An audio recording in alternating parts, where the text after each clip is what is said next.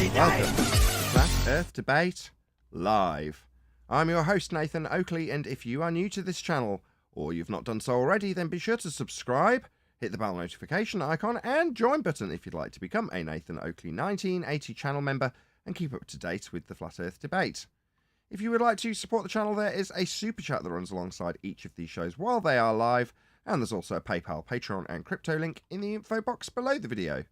Most importantly, if you'd like to join the discussion, simply mute the page you are currently watching, then click the link in the info box below this video to join the panel and express your views on the nature of Earth.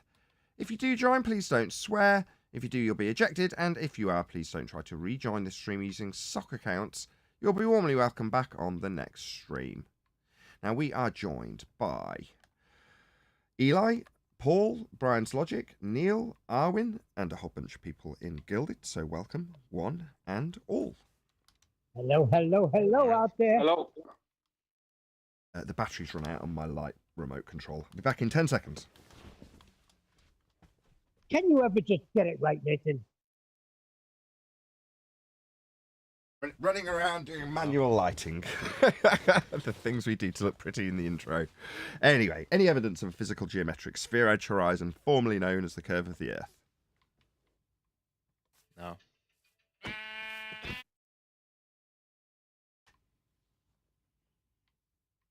No, it doesn't. We were told by more than one source, and we have all the official sources available, that it is something that only exists within the maths for a globe Earth. It doesn't exist in reality. So in reality, there is no geometric horizon that exists that can block boats or buildings at a distance. That doesn't happen, doesn't exist. It was a lie. Any evidence of axial rotation of the Earth-based variety? Well, airplanes don't account for it, so no. What do you mean aeroplanes don't account for it? What, when they're on like I some should sort of say pilot. turntable being turned around at the airport, or like under a volcano in a bad dude's lair? What do you mean turning around on an aeroplane? How would you account for it unless you were spinning on the aeroplane? No, I said airplane pilots don't account for it. They would have to account for it when it comes to their direction of flight. Oh, I see. So I follow now. What you're saying is if Earth was turning, I thought you were talking about Coriolis effect. No, come on, man. No. I was ahead of you, and that was, my bad.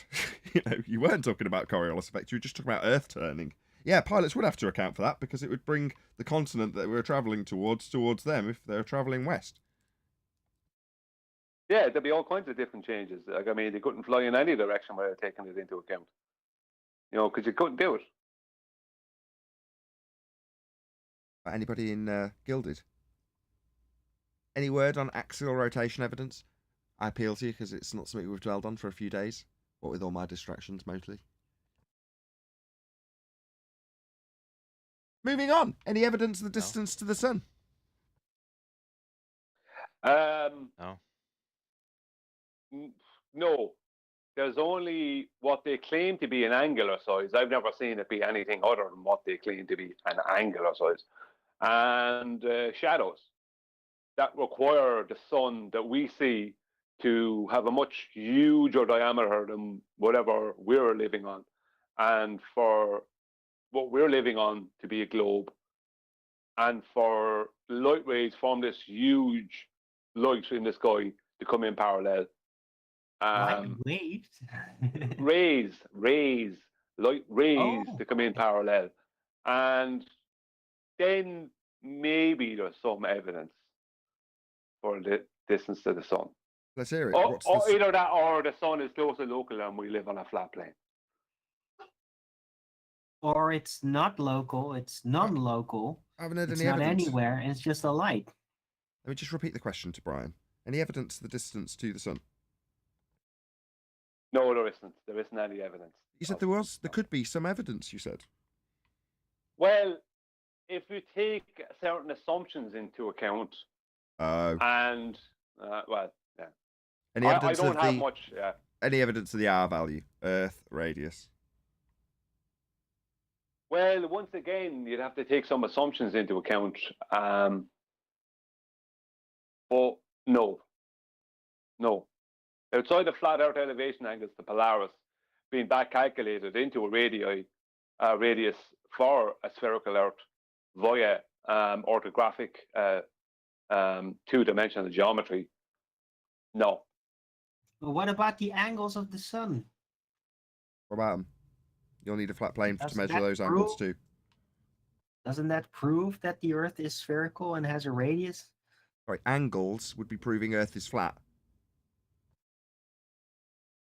Not if you assume it's a sphere. Then you won't have an angle. Yeah, you do.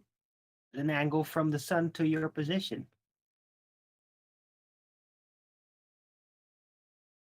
Okay, let's just put this on screen for Arwen's benefit. On screen in G+. Can you see that?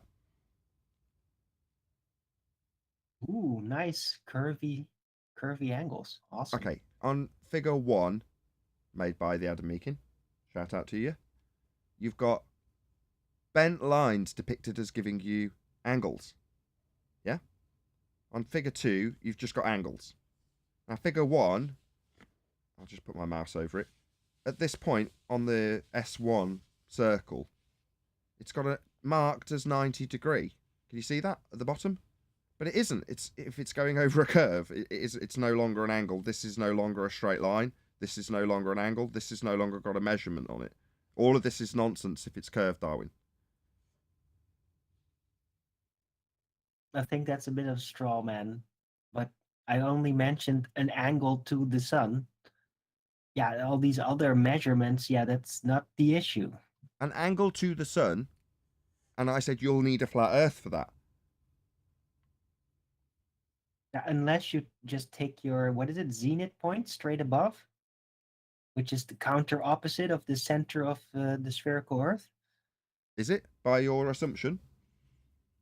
Well, it would always be a straight how line. You would wouldn't need any angle to the surface of the Earth that way. Well, Brian seems Oh, to have no. got this covered, but when you say taking your vertical, but that's in reference to horizontal, isn't it, Arwen? Yeah, but on a sphere, that is no problem. And again, no, you don't have a horizontal reference, aka baseline, if the surface is curved. With this twice, but maybe Brian's got something But else you to add don't to that. need that. Go ahead, Brian. Hold on, Arwen. You don't need that. You only need the vertical and then the angle to the sun. And then you don't need any flat baseline. How'd you get vertical? In reference to what? If you're dropping a plumb line, it's vertical in reference to horizontal. This is the second time we've covered that now. Presumably going to hand wave it for the third time. Brian, did you have something else? In reference to, but it doesn't need to involve it. It right? You can always leave it involves out. it. What do you mean it doesn't have to involve it? Talking about Euclidean Well, you don't geometry. need that doesn't have to involve it. information of what the horizontal is like in order to do it like that. You just take the vertical and then the angle to the sun, and then you got straight line angles even on a sphere, because you don't need the horizontal to be anything. You do. No, You're no, minus no, it. I'm sorry. So, hold You on. minus it from 90. 1 second, Brian. Ugh. Hold on. 1 second. We just dropped the plumb bob from the thing that we're doing. Would appear to be like the sun, and there is no way if that ground wasn't flat on the bottom, you would get that. If that was curved on the bottom, you would not be able to get anything. Yes, thank you, Neil. Brian, did you want to add something? You don't need the horizon for an angle. Bloody hell, Arwen. Well, one of the things I was going to mention, you already mentioned, Nathan, is that how do you know you have a vertical without knowing you have a horizontal? You don't. You can't know. Yeah, you can't know. You have to have a perpendicular. That's number one. Number two is, what you're trying to claim is a zenith angle from a vertical. That's what you're trying to claim. So if I want to use the Earth's surface, like the horizon, to get the same angle to the sun, can I do that? In reality. Not on the sphere. In But that's the reality, can I point. do it? That's the point. Okay, that's what I'm trying to say. But If you all can I'm see saying that. is we don't need that. You just need that vertical and the angle to the sun, and then you don't need the horizon to do that. You Nobody can just mentioned the horizon. presuppose the Earth Nobody is a mentioned the sphere, but it horizon. doesn't matter. Nobody mentioned the horizon. You mentioned vertical. We pointed out that that will require horizontal, and if you're talking about angles, and you're going to be utilizing them, you'll be minusing it from 90 anyway. You don't need a horizontal to establish a vertical. You just need gravity. Baldwin, with a marine sextant, do they take the angle between the visible sea horizon and the sun? I don't know. That's not how I'm doing it. We didn't ask you how you're doing it, Baldwin. Has it done on the Arwin sextant? Oh, there isn't one. We'll just move on with the basic normal marine sextant then, shall we? Given that that is a tool definitely used to this day. They still keep them on aeroplanes. I mean, you could do that, but if we're going to establish the proof of a radius based on the angles of the sun, you're going to have to use a vertical. You are, but what are you going to reference that to? Not the ground. To a plumb bob. No, Erwin.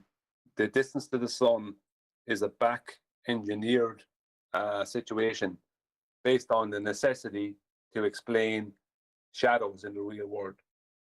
So you have to start with the assumption that it's already a sphere of a particular size with a particular radius for those shadows, for you to back calculate what size and distance the sun has to be to give you those shadows.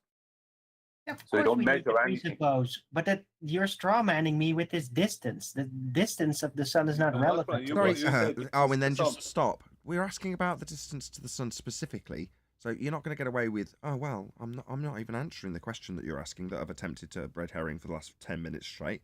Well, I wasn't even talking about. What were you talking about then, Arwin, given that we're in the middle of housekeeping, asking We're about the talking distance about to the the sun? radius. We moved on from the distance to the sun. This Intrinsically was about the linked. radius establishment. And I said gonna run based past me. on the angle with the sun. That has nothing to do with the distance to the sun. That's a straw man. No, it's...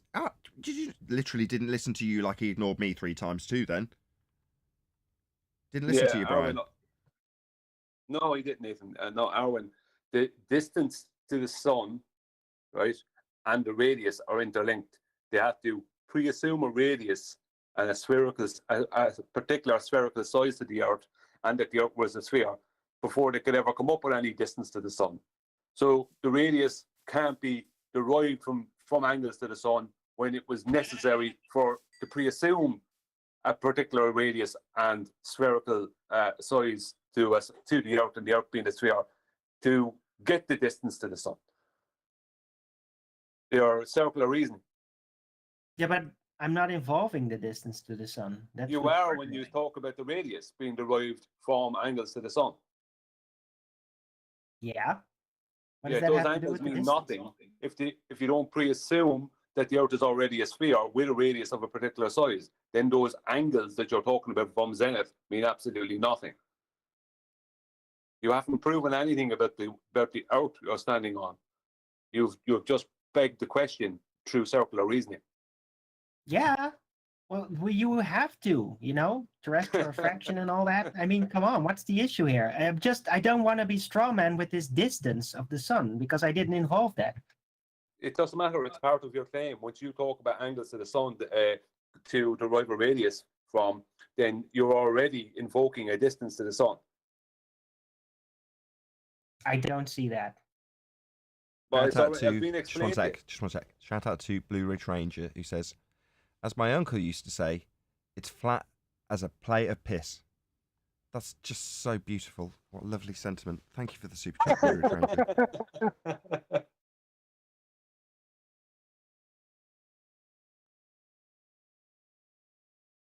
I guess you could tell them to piss off.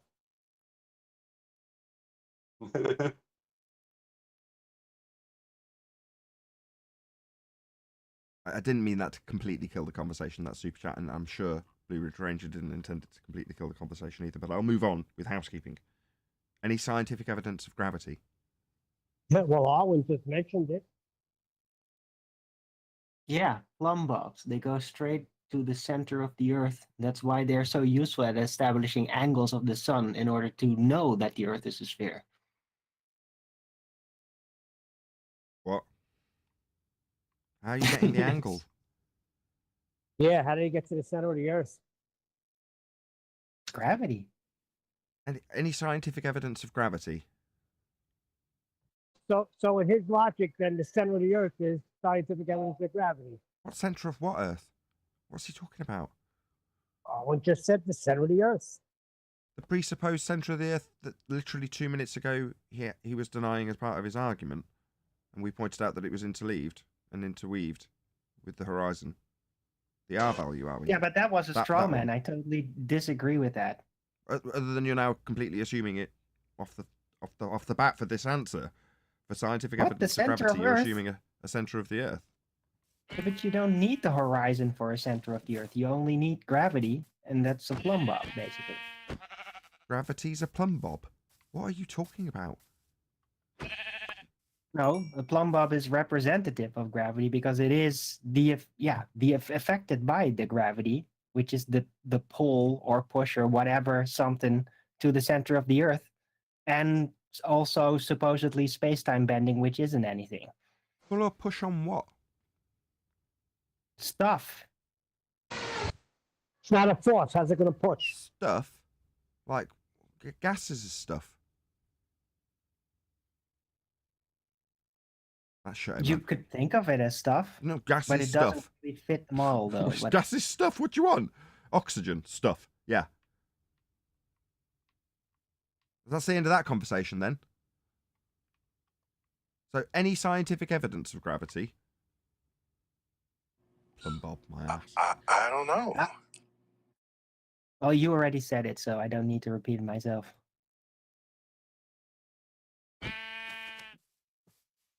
Loving the sheep noise, by the way.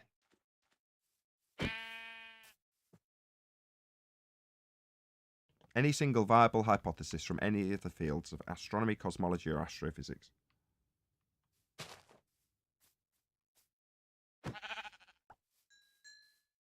I think the sheep might have a hypothesis. Anybody? Anybody at all?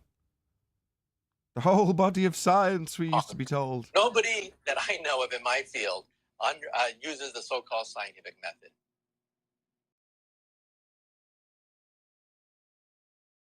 What about any evidence of gas pressure without the necessary antecedent of a container to press upon? The that guy who just said that. Who's that? What's his name again? Mitsukaku? Yeah.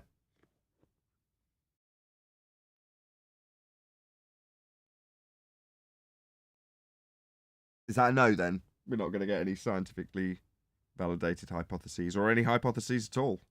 Just they don't use it. Why would we use it? We're just all about stories and fairy tales. Well, Nathan, everybody loves a good story. So gas pressure without a container? Is that a hard no?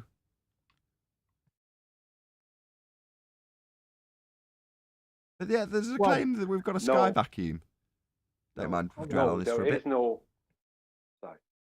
I'll just say Sorry if I went a bit over the edge with the ball-win thing. a little I bit. think I When you start demoralised all ignoring of the you. rebuttal, it makes the rebuttal seem weak in the way the ballers want it to seem weak because you haven't acknowledged it. I mean, it's a demonstration of how effective that is because it is quite effective. But it's also demoralizing, and I'm sorry for that part. Well, that's why they do it. You know, I don't mind Borwin going to those extents now that you've actually highlighted what you were doing. What Arwin's doing is ignoring all rebuttals and reasserting the claim after the rebuttals come, which makes it seem to an audience member like, oh, well, that rebuttal wasn't worth anything then. No, it annihilated his point completely and entirely. He just entirely ignored it because it was far easier to reassert the claim again. You've seen it here 100 times. That's why Arwin did it. Glad you mentioned it. Now you're off the hook. It was very easy to just say, like, yeah, that's how it's traditionally done and all these things involved, but we can find a way around it. I mean, technically, I don't even think I made this up. Like using the vertical and all that, right? But it's very impractical on a ship. Of course, if you would use that, you would much rather want to use the horizon because it's a more stable factor since you're on a rocking ship. And a plumb bob is just going to keep wobbling, right? But- So but even for if it wasn't. pragmatic purposes, it would be useless. But if you want to only establish the radius of the Earth through presupposition, then using a plumb bob is much easier than having to deal with that annoying terrestrially refracted horizon. Gives you vertical, and that is establishing it in Euclidean terms with a reference to the horizontal, Arwin. You completely Yeah, or ignored it maybe the last time. I've horizontal said is a it 3 reference to the times. vertical. Brian said it twice. You've gone, oh yeah, I acknowledge it. But you haven't acknowledged it in your, oh right, I concede that was unreasonable to keep repeating the same thing. Then you've repeated it again and gone silent when I've repeated the same thing back to you that Brian said twice. I've now said 4 times.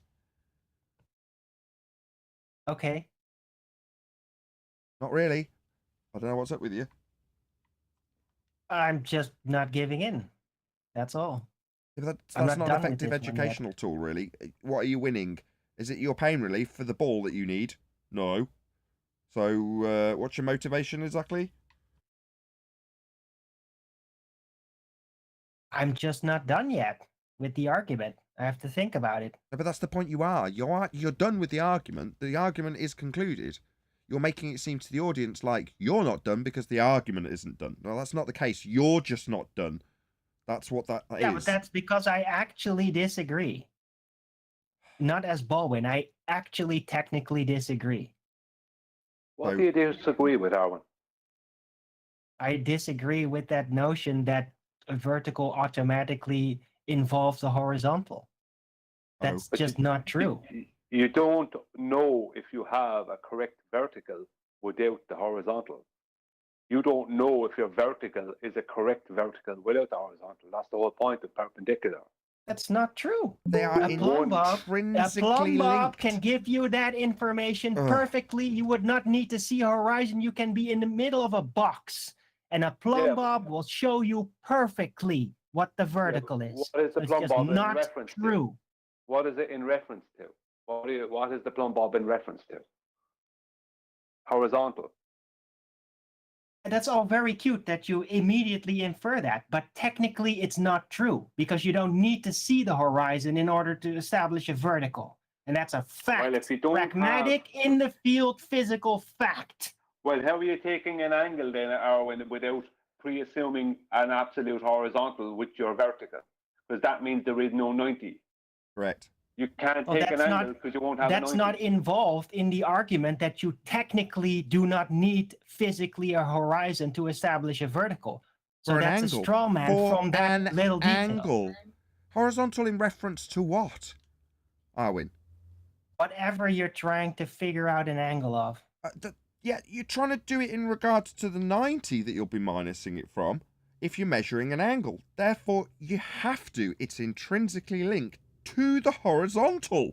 That's the 6th time I've said it, and Yeah, the well, you 3rd can time say it Brian another said it. 1,000 times because I disagree, and nothing you two have said have actually convinced me to the contrary. Well, you can't. So you might can't just as well use- drop it because I am not going to be you convinced by can't what you keep use repeating. it. You can't take an angle from zenith if you're not pre-assuming a horizontal. Unless you're I pre-assuming disagree. a perpendicular, well, how do you take an angle then? Because you don't have 90, Arwen. Without use a 90, plumb what's bob. your angle? You use a Yeah, plumb bob. for How many what? fucking times do I For need to say what? this? What is what? that in reference to for 90? It doesn't matter what it references to. It It doesn't have does. to reference it to does. anything. It's a Because you need physical an object. Arwin, object. please You stop. use it. Arwin. It's vertical. You don't Arwin, need the Arwin, horizon Arwin. fact. I'm done here. Arwin, yeah, we've heard your claim now at least 10 times, and we've refuted it between me and Brian at least 8 times. Does that mean that you needed to send it into rumpusing after apologising for being like this? What are you doing? I think you already left. Good morning, by the way, guys. Hello. Hey, Chocolate. Hey, Adam. Morning, guys. Did you hear Yeah. that nonsense? What's he Not doing? bad. Yeah. I guess Baldwin Eli. was spazzing today.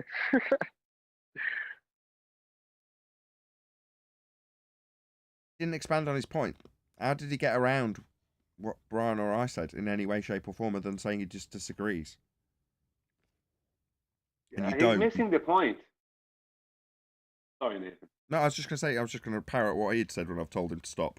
Go ahead, Brian.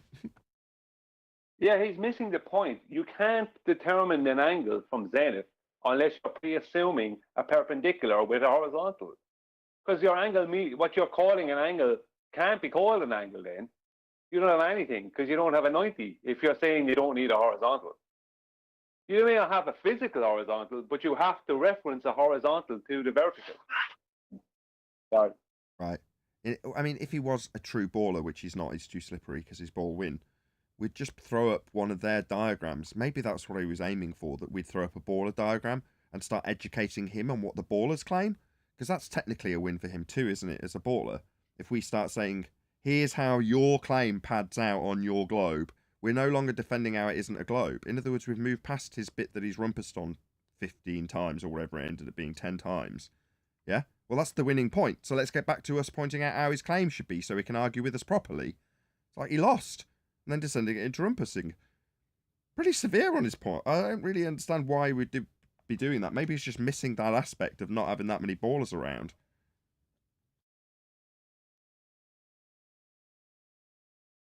No comment from anybody? Who knows? Who knows?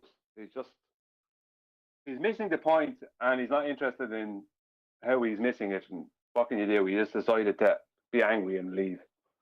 I don't know why he does these things. Owen kicked off. Yeah, I just asked if you heard it. No, I'd literally just joined this. I've literally just heard Chocolate say hello and I've said hello, so I've missed. Okay, Brian, can you give Adam a quick summary? Hopefully long enough for me to make a brew.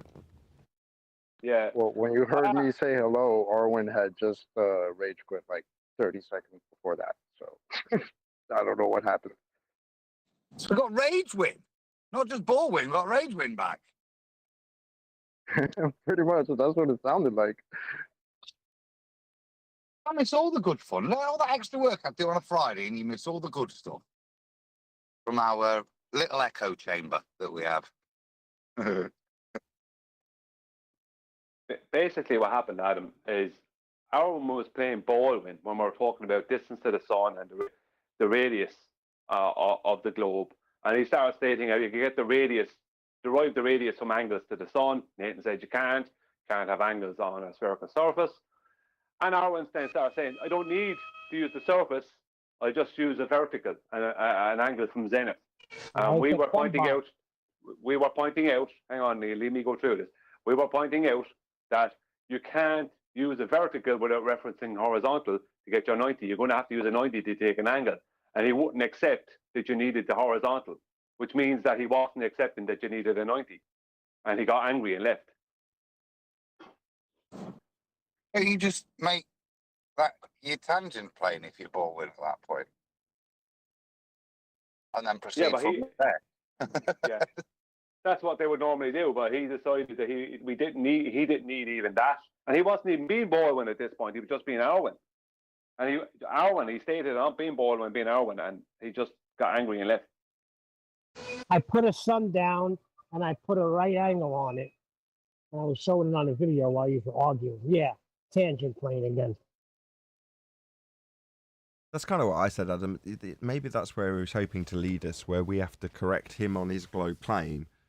And in a way, that's kind of us making his claim for him while we show how it works, in quotes, on a sphere. Because you draw out a tangent plane to a sphere, but then you're not dealing with the spherical surface, is where the argument would go. If you were dealing with somebody who is being honest about how the globe claim actually works, as you say, with them drawing out a tangent plane. But why, when we've got the win, would we want to take it to their diagrams to educate him on his claim that we've defeated? That was what frustrated me. I don't want to go to their diagrams to point out how he doesn't understand the globe claim. And the same would be true if it was a baller. All right, you don't understand how you draw out a tangent plane and claim that you've got a great big flat surface that's got sod all to do with your globe dangling beneath it. You don't understand how that's done, so I can take that apart. I don't care. Yeah, you can't get an angle. What are you talking about? You don't need horizontal. Yeah, you do.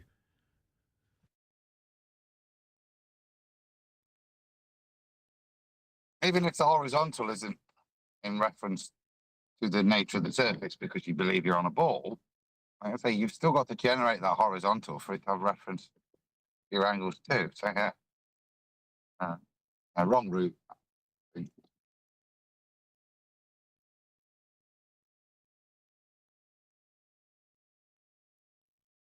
What else didn't we cover? Any evidence of a self-perpetuating molten iron core at the centre of a presupposed spherical Earth?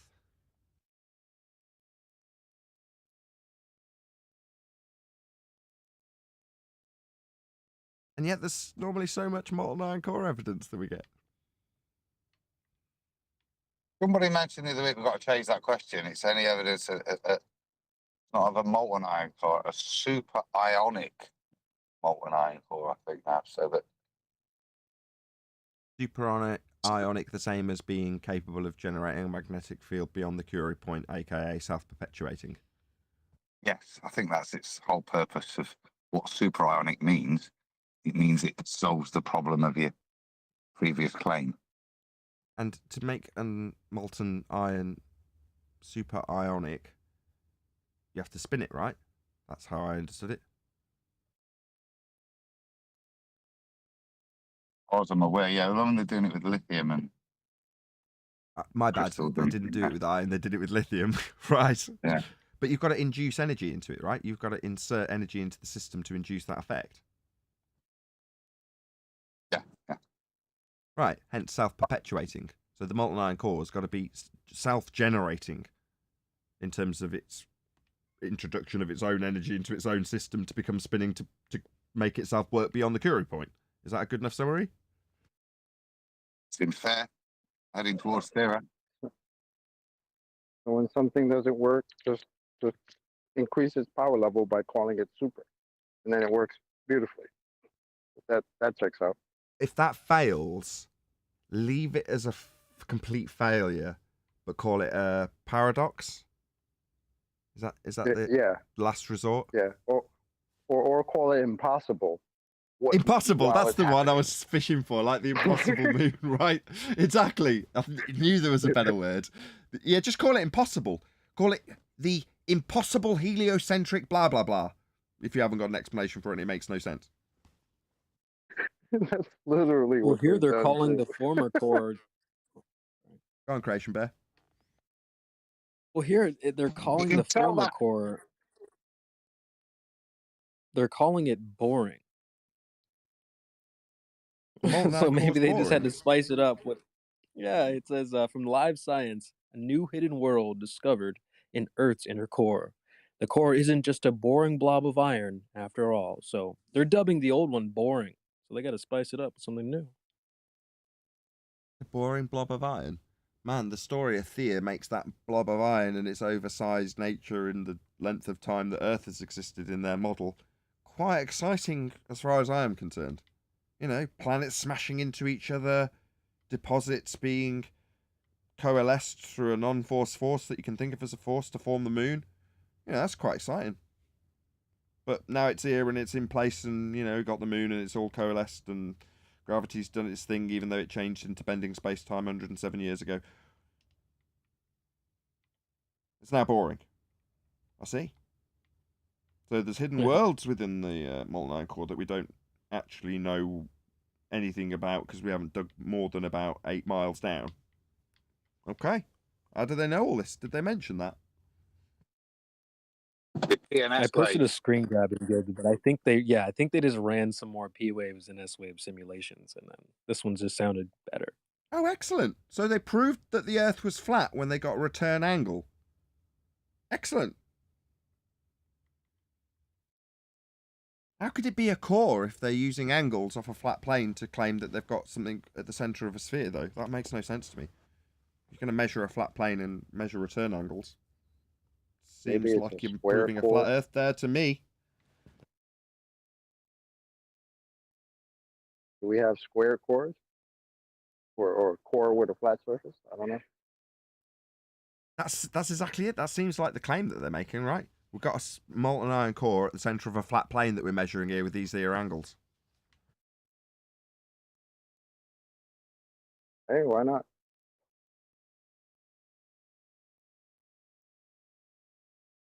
Did anybody watch Flatsoid yesterday? I think that's the last of the housekeeping questions.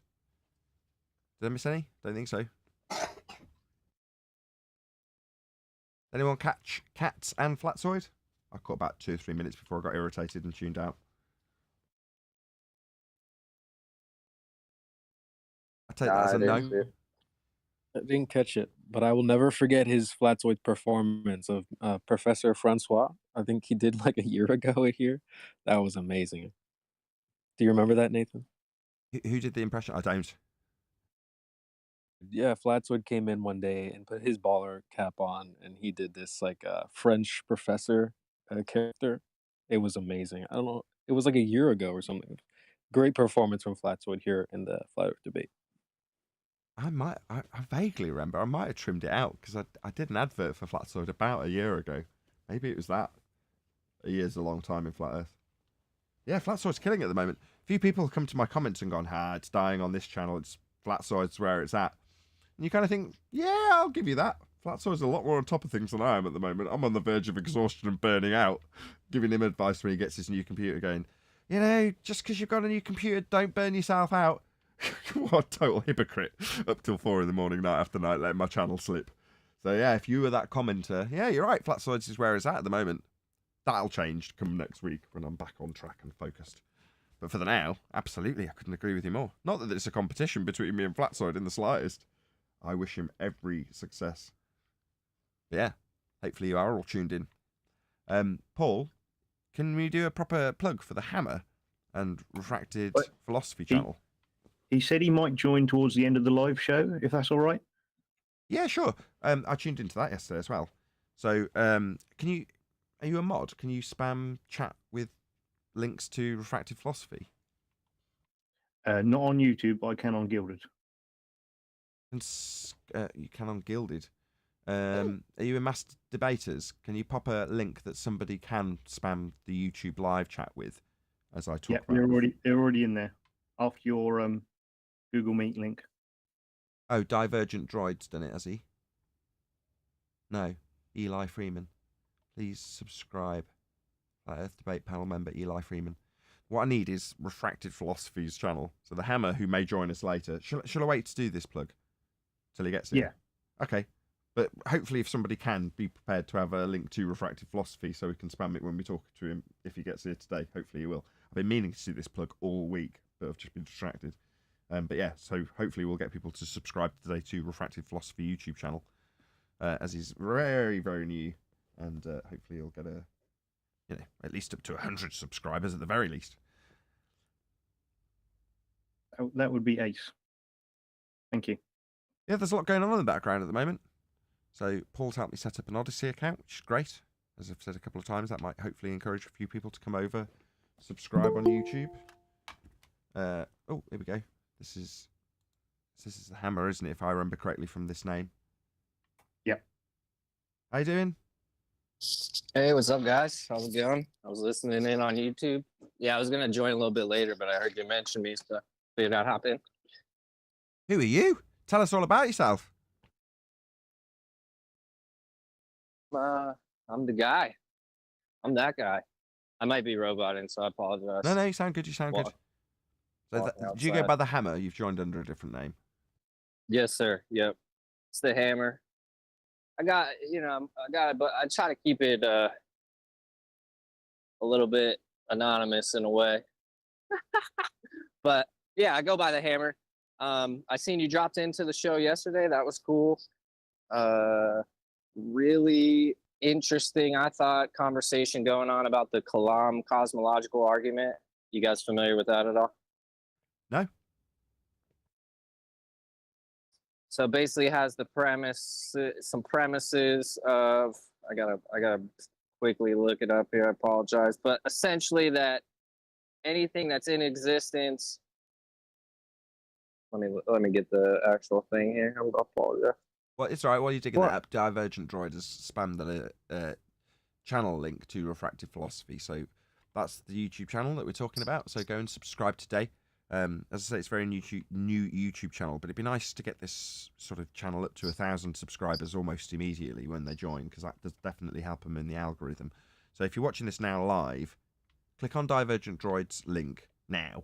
We're looking up stuff to be referencing anyway. And then just come back in 2 or 3 minutes when you've clicked the subscribe button. Because hopefully, I can't see how many people are in the live stream right now. But hopefully, at this sort of time, there's normally about 100-ish people in the live stream. you know, I don't care if the numbers drop to 5 because you all bugger off and go and click the subscribe button. But hopefully everyone in the YouTube live stream right now will go and subscribe to that channel.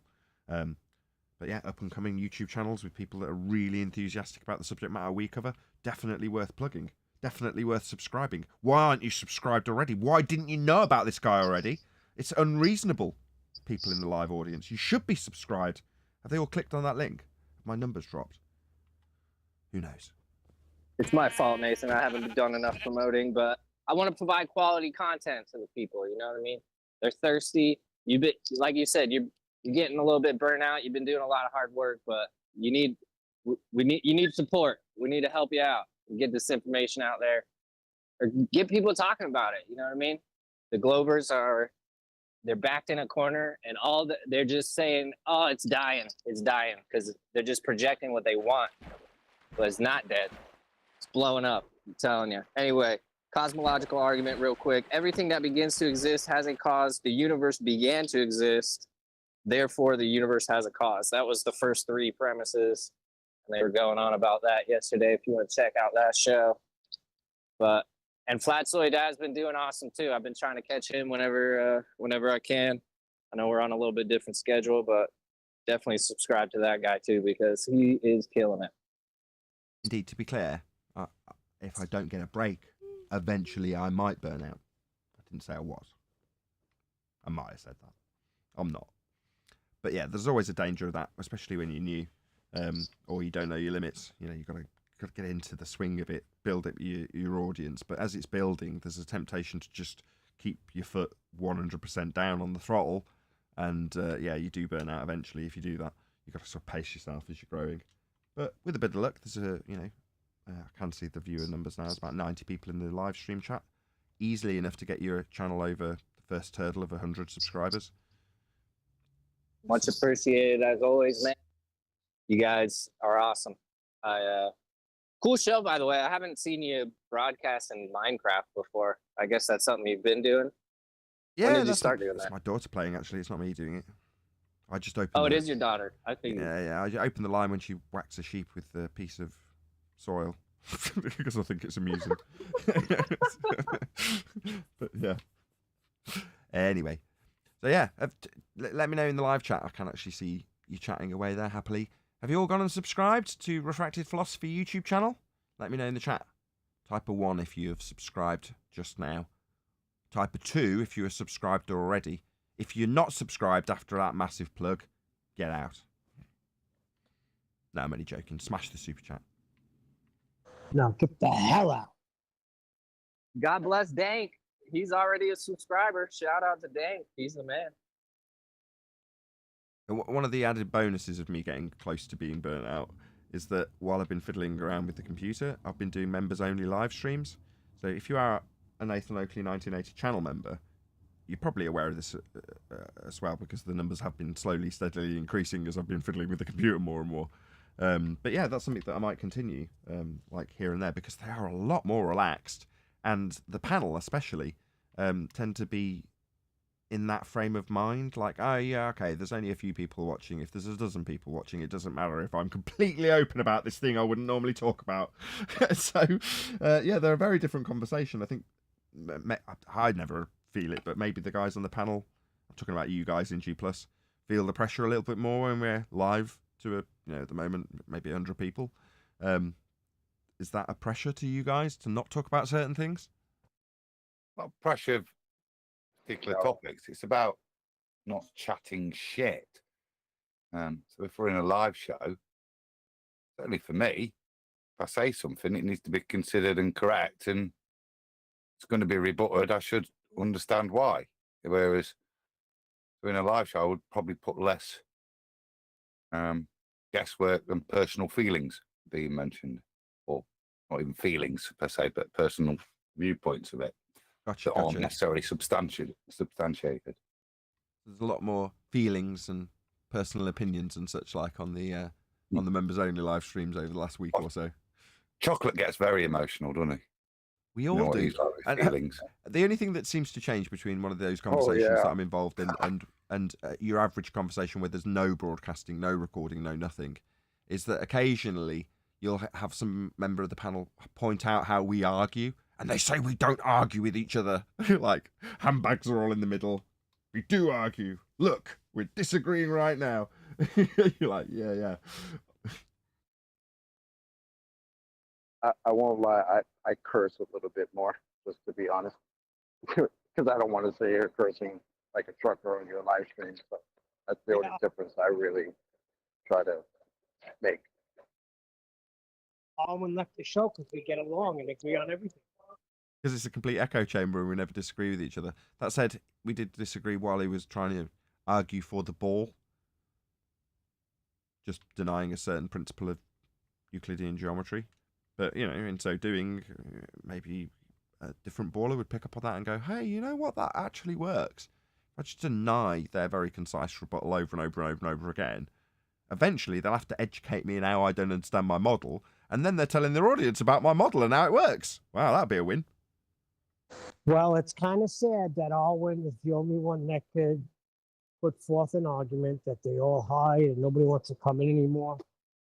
It's kind of sad. It's something that the whole world believes in, but yet nobody's coming in to defend it or even win Bitcoin. Quite telling. Well, what I'd say about that is I don't really want the usuals to come in. Like, we dealt with enough of them for years. If someone's going to come in, I want them to be somebody of note, somebody who has an education, degrees, PhDs, that they can validate who they are. You know, they're still going to lose. But the point of the matter is, They're hiding, Brian. what's the point? What's the point in the usuals coming in? The usual content creators on our opposing side.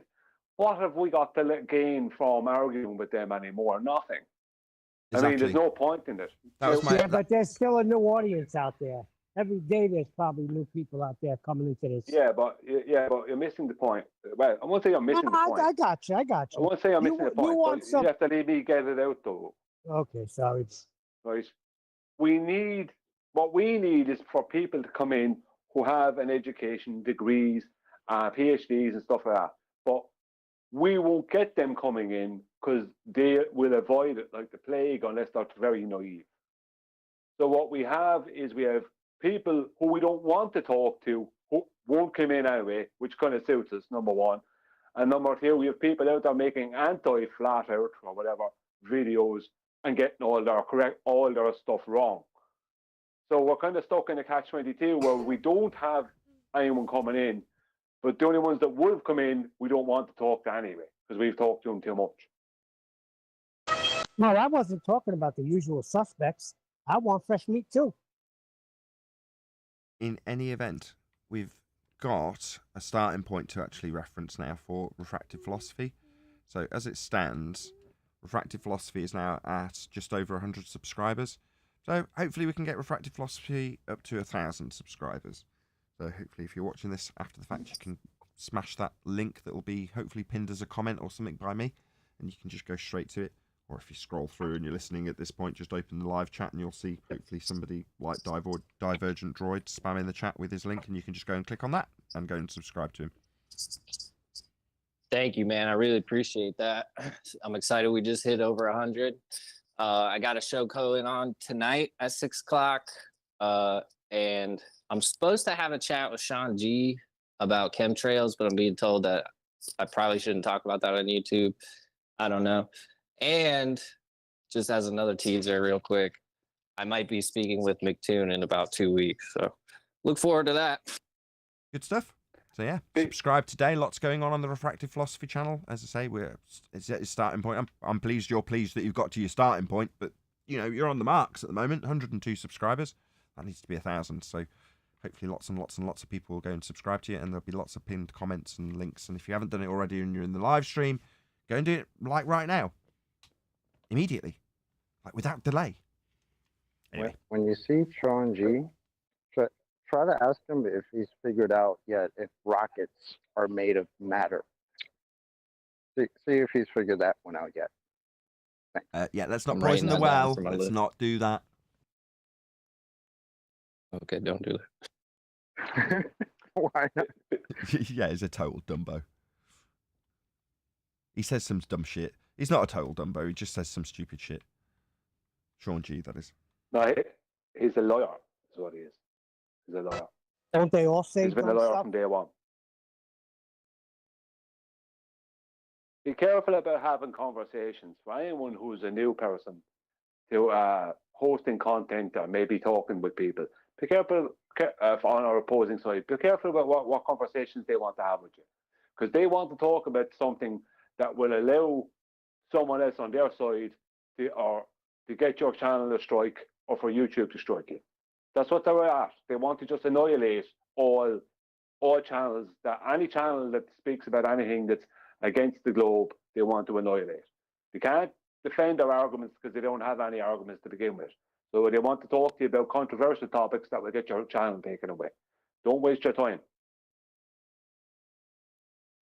I don't know if chemtrails is that controversial, is it? Well, what I would say about it, right now, not to put down the hammer, but why talk about it? Like this is a problem that happens to people who are on the side of flat Earth. They end up talking about other things that are kind of conspiratorial outside of flat Earth.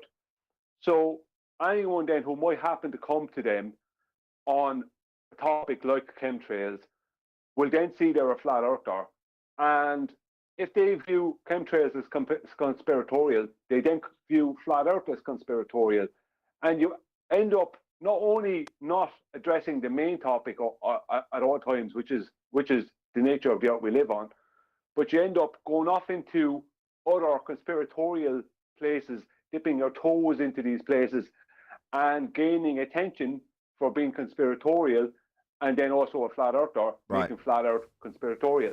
Flat Earth is not a conspiracy. I agree. Right. And I had the Yeah, exact that's the problem. same issue straight out of the gate when I got here. So when it was me first out the gate and had some passion for the nonsense coming from flat earthers in that regard, it was Jesse Spots. And he was talking about clone centers and Mandela effect. And I immediately found it extremely objectionable. Like, why are you convoluting this subject with this nonsense about clone centers and Mandela effect? When the nature of reality, what we would now say Earth is obviously observably, measurably and navigatably flat. Why convolute that with your trash about bloody cloning Britney Spears or whoever is babbling on about some blonde that he liked in the charts? Just nonsense. Same goes for the Mandela effect. Unless you understand, like someone like Paula or Infinite Plane Society, actually understand what Mandela effect really is. That'd be standard practice in the media, memory holding stuff, basically. If you understand that, then fine. There are certain people out there that when they talk about Mandela effect, I listen. Because they can back it up by showing it. Here you go, here's something memory hold. Like, for example. However, there's a huge number of people out there that think it's bloody, I don't know, McDonald's having a different colour M, or whatever crap notion they've got their memory wrong on, bloody silver legs on R2-D2. Who knows? Just crap, basically. Convoluted, conspiratorial garbage that just makes us look like idiots. And I totally object to it. I have done since I got here. Because like, no, I'm all for realising the nature of our reality. You know, that's why QE's gone down so well with everybody on this panel, because we're talking about the physics of it, the physical and reality we're dealing with. What's that you say? Clone centres? Ugh. It's deliberate, and they want to bring your channel down.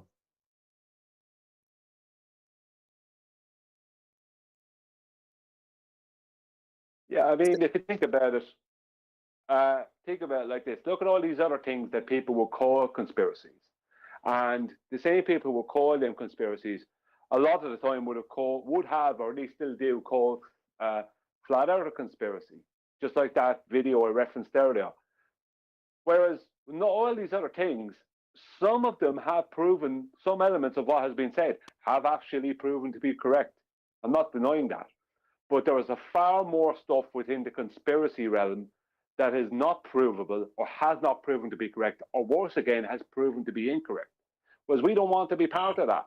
We're not part of that. What we're talking about is the physics and geometry of the world we live in and on.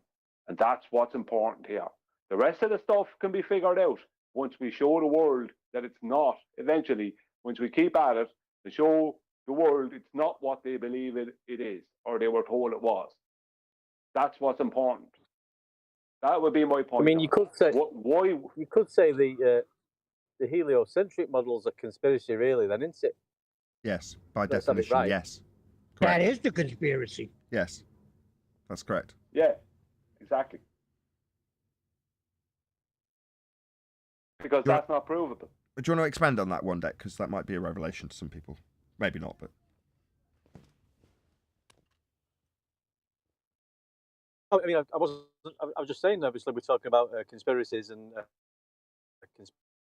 conspiracy is sort of deemed to be something that can't be proven, or it's believed more by the minority rather than the majority, and that system that is never been proved and will never be proved. So it's a conspiracy theory. yeah, the globe That Earth we live on a globe is a conspiracy And we're to spinning deceive it. the masses. Exactly. 1,000 miles an hour at the equator and traveling around the sun at 666,000 miles an hour. Yeah, it's one massive lie. Yeah, Exactly. Well, like we said- Exactly. One day.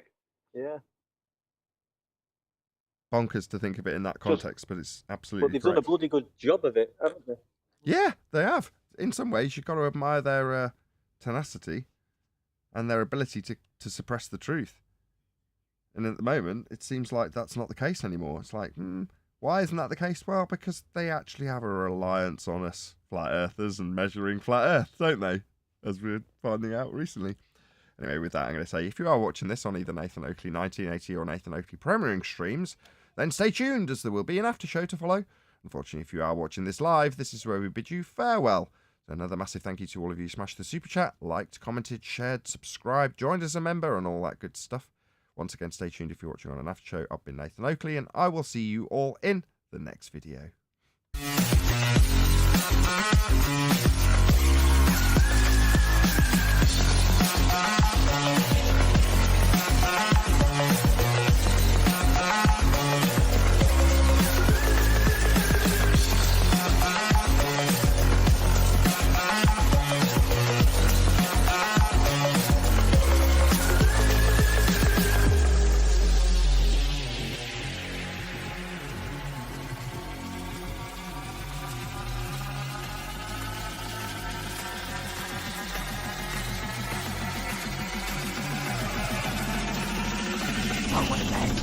What a lovely day!